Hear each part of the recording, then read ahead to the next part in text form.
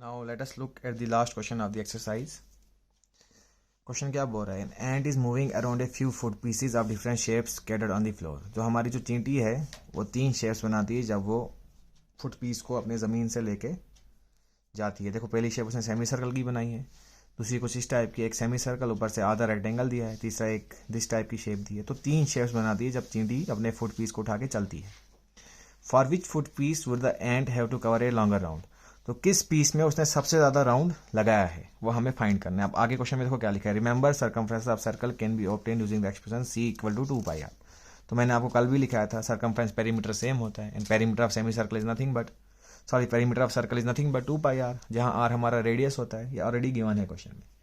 सी जब चींटी चल रही है तो वो 3 शेप्स बना रही है और तीनों शेप में से किसमें सबसे ज्यादा डिस्टेंस कवर कर रही है, मुझे वो फाइंड करना है. अब डिस्टेंस कवर कर रही है, मैंने कल आपको बताया जो पेरीमीटर होता है वो होता है डिस्टेंस कवर्ड, जो हम डिस्टेंस कवर करते हैं. सी पहली शेप वो यहाँ गई तो हमें तीनों का पेरीमीटर निकालना पड़ेगा और जिसका पेरीमीटर ज़्यादा आएगा वहाँ पे उसका सबसे ज़्यादा राउंड लग जाएगा.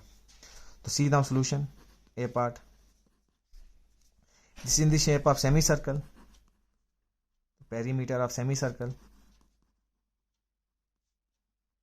Is nothing but pi into R. Pi की वैल्यू 22/7.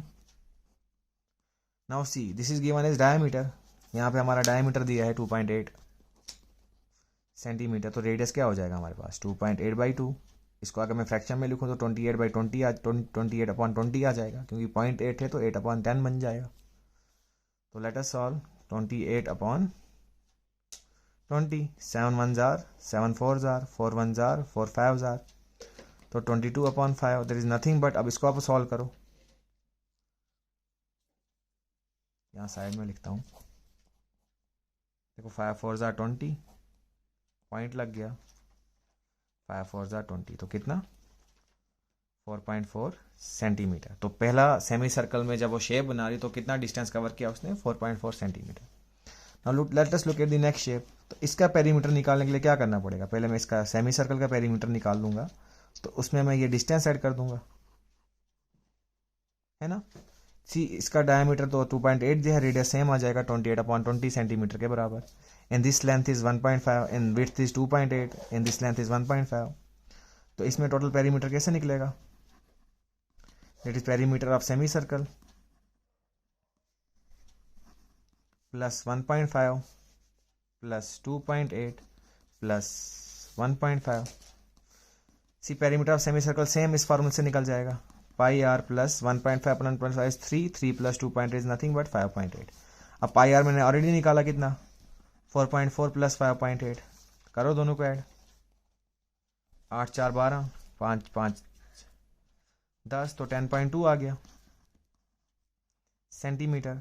अब लास्ट शेप हमें इसका पेरीमीटर निकालना है. सी 2 plus perimeter of semi circle and this plus 2, क्योंकि इसी हमारा सेमी सर्कल का शेप है जो हमारे this is looking like an ice cream cone. तो सी पार्ट में पेरीमीटर क्या आ जाएगा 2 plus 2 plus perimeter of semi circle.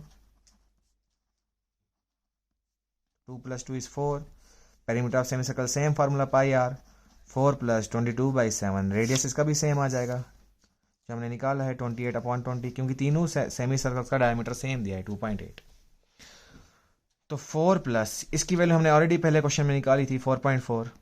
This comes out to be 4.4 plus 4.0 that is nothing but 8.4 centimetre. So तीनों में से किसमें सबसे ज़्यादा डिस्टेंस उसने कवर किया है, बी पार्ट में. तो शेप बी में सबसे ज़्यादा चींटी अपना राउंड लगाती है. अब राउंड लगाने का मतलब सबसे ज़्यादा डिस्टेंस किसमें कवर करती है, तो B figure, in B figure and we'll have to take a longer round.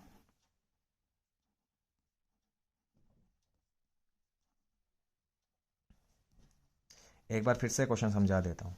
Question क्या बोल रहा था हमें कि हमारे पास चींटी पड़ी है, वो अपना खाना ज़मीन से उठा के 3 शेप्स बनाती है और किस शेप में वो सबसे ज़्यादा राउंड लगा रही है, मुझे उस शेप का आंसर बताना है. तो राउंड लगाने का मतलब है किस शेप में वो सबसे ज़्यादा डिस्टेंस कवर करती है. अब डिस्टेंस कवर करना मैंने कल आपको समझाया था, पेरीमीटर क्या होता है, distance covered along the boundary. तो तीनों शेप्स का हमने पेरीमीटर निकाल दिया. जब तीनों शेप्स का पेरीमीटर निकाला तो हमने क्या देखा, बी शेप में सबसे ज़्यादा पेरीमीटर आ रहा है. तो हमें ही पूछा गया था किस शेप का सबसे ज़्यादा लॉन्गर राउंड है, तो B part is the our answer.